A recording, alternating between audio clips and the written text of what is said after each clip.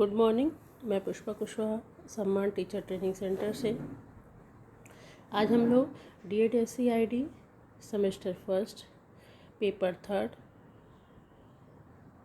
जिसका नाम है educational असिस्टमेंट teaching strategy and material development में यूनिट 4 का 4.1, जिसका टॉपिक है grouping criteria and grouping classification, समूह की कसौटी और समूह का वर्गीकरण के बारे में आज हम लोग ऑनलाइन क्लास के माध्यम से जानेंगे एवं चर्चा करेंगे। ठीक है, तो देखिए, सबसे पहले हम आपको बताएंगे कि ग्रुप टीचिंग क्या है। ग्रुप टीचिंग जिसे बोलते हैं समूह शिक्षण। समूह शिक्षण में बौद्धिक अक्षम बच्चों की आयु, लिंग, मानसिक स्तर तथा कार्य करने की क्षमता को ध्यान में रखते हुए एक समूह बनाया जाता है, जिसके अनुसार आगामी सिखाए जाने वाले कौशल के लिए पाठ्यक्रम सामग्री की व्यवस्था की जाती है। समूह शिक्षण का नियोजन करके उपयुक्त कक्षा में आवश्यक शिक्षण सामग्री तथा विधियों के माध्यम से कौशलों का प्रशिक्षण दिया जाता है। शिक्षण प्रक्रिया के समय आवश्यक पुनर्बलन, अभिप्रेरणा आदि का भरपूर उपयोग किया जाता है, जिससे बच्चों में उचित वांछित व्यवहार परिवर्तन हो सके। समूह शिक्षण में इस बात पर अधिक बल दिया जाता है कि बच्चों को किस प्रकार से पढ़ाया जाना चाहिए, ठीक, क्योंकि वे आसानी से सीख सकें तथा किन किन बिंदुओं पर बच्चों को सिखाने में कठिनाई का सामना करना पड़ रहा है, उस कठिनाई को दूर करने में किसको पहचाना जाता है। शिक्षक को चाहिए कि बच्चों को खेल खेल से में सिखाना चाहिए। समूह शिक्षण गंभीर तथा अति गंभीर बौद्धिक अक्षम बच्चों के लिए ज़्यादा उपयोगी नहीं है।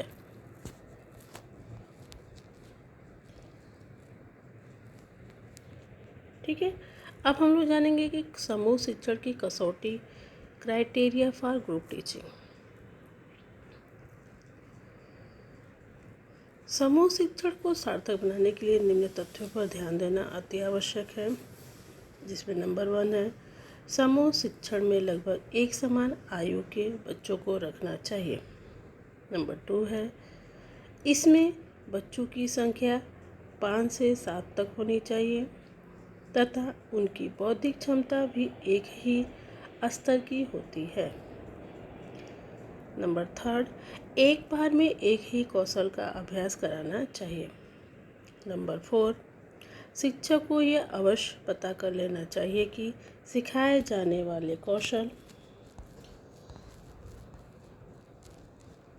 के लिए बच्चों का आवश्यक वर्तमान स्तर कितना है। नंबर 4 एक बार में केवल एक ही कौशल का अभ्यास कराना चाहिए। नंबर 5 समूह शिक्षण एक कुशल शिक्षक या प्रशिक्षक को ही कराना चाहिए। ठीक है, अब हम लोग जानेंगे इम्पोर्टेंस टिप्स फॉर ट्रेनिंग्स। प्रशिक्षुओं के लिए महत्वपूर्ण टिप्स। देखिए, समूह शिक्षण की योजना बनाने से पहले शिक्षक को निम्न बिंदुओं पर अवश्य ध्यान देना चाहिए, जिसमें नंबर 1 है बच्चों का वर्तमान स्तर।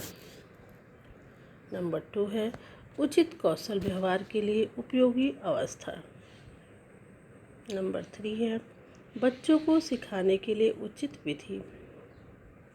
नंबर 4 है बच्चों की प्रशिक्षण देने के बाद कितना कार्य कर पा रहे हैं। नंबर 5 है प्रशिक्षण देने के लिए आवश्यक समय सीमा। नंबर 6 है बच्चों को प्रशिक्षण देते समय किस बिंदुओं से आरंभ करना है। नंबर 7 है बच्चों के लिए आवश्यक प्रेरणा तथा पुनर्बलन की पहचान नंबर 8 है बच्चों की प्रकृति, रुचि तथा आवश्यकता के अनुसार शिक्षण सामग्री। नंबर 9 है समूह शिक्षण समाप्त करने के बाद बच्चों को मूल्यांकन करना। नंबर 10 है कक्षा समाप्त करने के बाद प्रशिक्षण को अपने द्वारा किए कार्यों का स्व मूल्यांकन करना चाहिए। ठीक है, अब हम लोग जानेंगे ग्रुपिंग क्लासिफिकेशन। समूह का वर्गीकरण किस प्रकार करते हैं। देखिए, प्रारंभ से विशेष शिक्षण मूल्यांकन का कार्यक्रम निर्धारण बुद्धि लब्धि पर आधारित होता है, लेकिन अब बच्चे के क्रियात्मक स्तर पर आधारित होता है, जिसमें उनके उम्र के हिसाब से उपयुक्त कार्यक्रम का निर्माण करते हैं, क्योंकि कोई भी जांच विधि एवं सामग्री उपयुक्त कार्यक्रम निर्धारण में मदद करते हैं। बच्चे के अंदर नियमित मूल्यांकन की व्यवस्था होनी चाहिए, जिससे कार्यक्रम का पुनः मूल्यांकन हो, ताकि बच्चों के लिए जो भी कार्यक्रम का निर्माण किया जाए उस कार्यक्रम की निगरानी किया जाए, ताकि उसके परिमार्जन में मदद मिल सके। ठीक है, देखिए, राष्ट्रीय मानसिक विकलांग संस्थान सिकंदराबाद के अनुसार बच्चों के अंदर निम्न क्रियाएं होनी चाहिए। पहला, समझाने में सरल हो। दूसरा, नित्य जीवन हेतु आवश्यक क्रियाकलापों में उपयोगी हो। तीसरा, जो आसानी से देखा जा सके। चौथा, जहाँ तक संभव हो उम्र के अनुसार हो। पांचवा, वह समाज में रहने एवं सामाजिक गतिविधियों की ओर ले जाया जाता हो। ठीक है, अब हम जानेंगे छात्रों का वर्गीकरण, क्लासिफिकेशन ऑफ स्टूडेंट। किस तरह हम लोग छात्रों का वर्गीकरण करते हैं।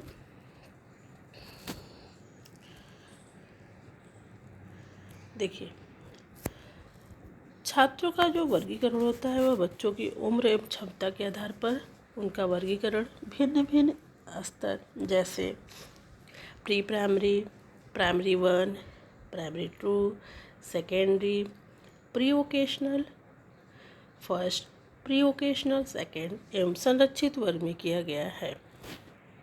ठीक है, अब देखिए, प्री प्राइमरी, इस वर्ग में 3 से 6 वर्ष के बच्चे आते हैं।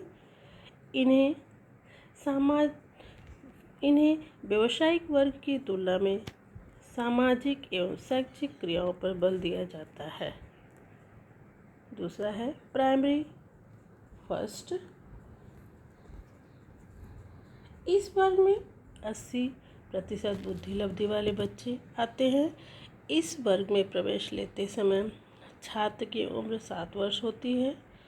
उदाहरण, एक 7 वर्ष का छात्र है जो प्राइमरी में 60% अंक प्राप्त करता है, उसे 1 वर्ष और उसी वर्ग में रखा जाता है, ताकि वह पास होने के लिए 80% अंक का लक्ष्य प्राप्त कर सके। दूसरा, प्राइमरी 2, यदि बच्चा 8 वर्ष का होने के बावजूद भी प्री प्राइमरी स्तर के 80% कार्यों को न कर पाता है तो उसे सेकेंड में रखते हैं। इस वर्ग में शैक्षिक क्षेत्र पर कम ध्यान दिया गया है। इस वर्ग में 11 से 14 वर्ष के बच्चे आते हैं। यदि बच्चा प्राइमरी 2 में 80% कार्य कर लेता है तो उसे प्री प्राइमरी वोकेशनल में डाल देते हैं। प्री वोकेशनल 1 एवं 2, देखिए, इन दोनों वर्गों में 15 से 18 वर्ष के छात्र होते हैं। इन बच्चों को घरेलू कार्यों एवं कार्य करने के लिए आवश्यक चीज़ों पर बल दिया जाता है। इसमें व्यावसायिक, सामाजिक एवं शैक्षणिक कार्यों को भी सम्मिलित किया जाता है। संरक्षित वर्ग, इस वर्ग में बहुत कम क्षमता वाले बच्चे और प्रोफाउंड स्तर के बच्चों को शामिल किया जाता है। इन बच्चों के लिए प्रारंभिक बिंदु जैसे खाना, पीना, शौच, शारीरिक गतिविधियाँ एवं वार्तालाप शामिल होता है। इन बच्चों को के यदि उम्र बढ़ जाती है तो अभिभावक को बच्चों को स्कूल में ले जाना भी कठिन होता है, इसलिए बच्चों की देखभाल की आवश्यकता होती है। इसलिए इन बच्चों को संरक्षित वर्ग में रखा जाता है। ठीक है। अब देखिए, अभी हम लोगों ने जो पढ़ा है, क्लासिफिकेशन किस प्रकार किया जाता है। तो जो प्री प्राइमरी होता है 3 से 6 वर्ष, और प्राइमरी फर्स्ट 7 से 10 वर्ष, सेकेंडरी 11 से 14 वर्ष, प्री वोकेशनल 15 से 18 वर्ष, और व्यवसायिक जो होता है वो 15 से 18 वर्ष से ज़्यादा। ठीक है। जो प्री प्राइमरी के बच्चे 80% कार्य को कर लेते हैं उनको प्राइमरी 2 में, ठीक उसी तरह प्री वोकेशनल 15 से 18 के बाद व्यवसायिक में जाते हैं, और संरक्षित वर्ग में प्रोफाउंड रिटायर्ड बच्चों के लिए क्षमता केयर जो केयर टेकर होते हैं वो रखते हैं ताकि वो उनकी देखभाल ठीक ढंग से कर सकें। ठीक है। यदि आपको इससे संबंधित कोई समस्या हो तो आप मुझे कॉल करके पूछ सकते हैं। ठीक है। धन्यवाद।